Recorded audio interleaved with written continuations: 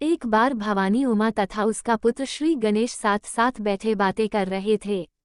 तभी माता उमा ने पूछा है, वत्स गणेश, वैशाखी चौथ का क्या विधि विधान है? सो कहो, इस चौथ को संकटनाशक चौथ क्यों कहते हैं?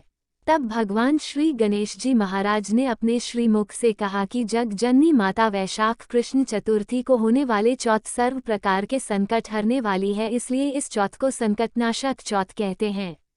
इस दिन भगवान गणेश जी की पूजा की जाती है।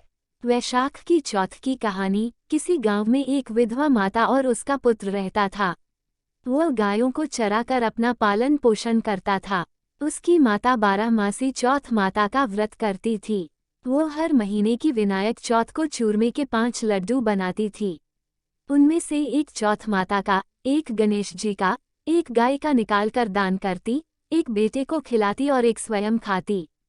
जब वैशाख महीने की चौथ थी, बेटा पड़ोसन के घर गया, वहां चूरमा देखकर पूछने लगा। तब वो बोली, आज वैशाखी चौथ है, इसलिए मैंने चूरमा बनाया है।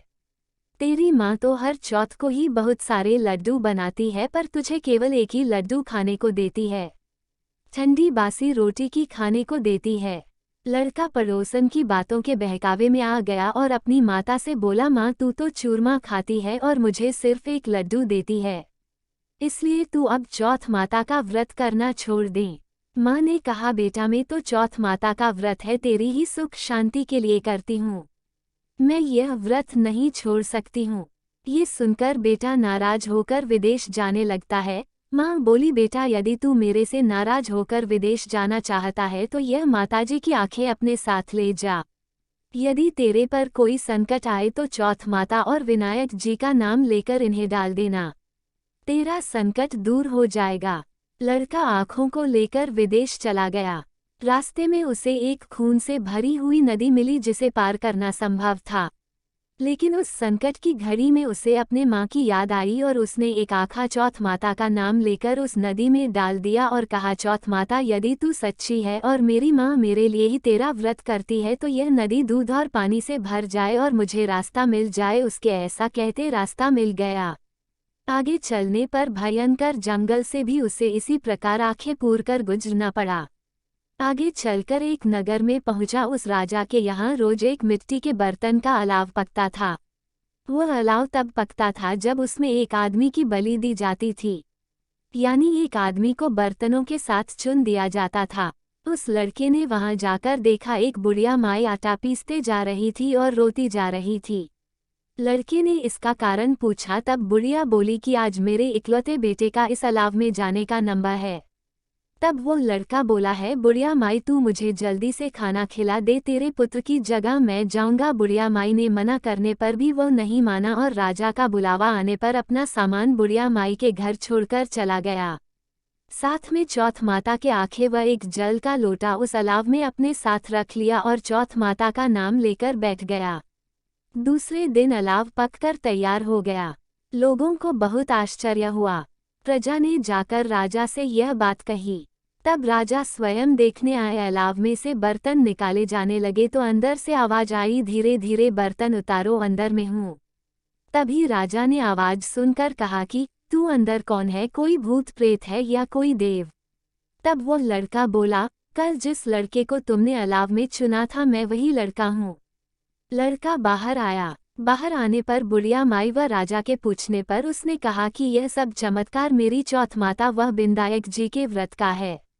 मेरी माँ मेरी सलामती के लिए व्रत करती है, उन्हीं के प्रताप से आज मेरा ये भयानक संकट दूर हुआ है। राजा को विश्वास नहीं हुआ। तब राजा ने 2 घोड़े मंगाए, एक पर स्वयं बैठा, दूसरे को लड़के को बिठाकर उसके हाथ पैरों में जंजीर बांधी और कहा, यदि तेरी चौथ माता सच्ची है तो ये जंजीर मेरे हाथ पैरों में आ जाएं। लड़के ने चौथ माता का आँखा पुरकर कहा है, गणेश जी महाराज आप ही मेरी रक्षा करना। इतना कहते ही भगवान की कृपा से वह जंजीरें खुलकर राजा के हाथ में जा गिरी। राजा रानी व प्रजा ने चौथ माता का चमत्कार अपनी आंखों से देखा। उसी दिन से वे सभी चौथ माता व विनायक जी के परम भक्त हो गए। राजा ने अपनी राजकुमारी का विवाह उस लड़के के साथ कर दिया और बहुत सारा धन वैभव देकर उसको विदा किया। अब वो दोनों वर वधू अपने गांव पहुंचे तो लोगों ने जाकर बुढ़िया माई को बताया कि तेरा बेटा बहू को साथ लेकर आ रहा है। तब वो बोली, अरे नहीं, मेरे भाग्य में बहू बेटे का सुख कहाँ। वो ऐसा कह ही रही थी कि दोनों जने उसके पैरों में गिर गए और बेटा अपनी माँ से माफ़ी मांगने लगा और कहने लगा कि यह सब चौथ माता की ही कृपा है कि आज मैं तेरे सामने खड़ा हूँ। उसके बाद उसने सारी नगर में ढिंढोरा पिटवा दिया कि सारी सुहागिनें बेटी की माँ हो सके तो लड़कियां भी चौथ माता का व्रत करें और हो सके तो पूरी 12 महीने की चौथ करें, नहीं तो चारों बड़ी चौथ करें, नहीं तो दो तो अवश्य ही करें। हे चौथ माता, जैसा तुमने बुढ़िया माई और उसके बेटे को दिया वैसा सभी कहानी कहने और सुनने वाले को देना। अगर आपको हमारा वीडियो पसंद आया हो तो प्लीज़ चैनल को लाइक शेयर और सब्सक्राइब करें।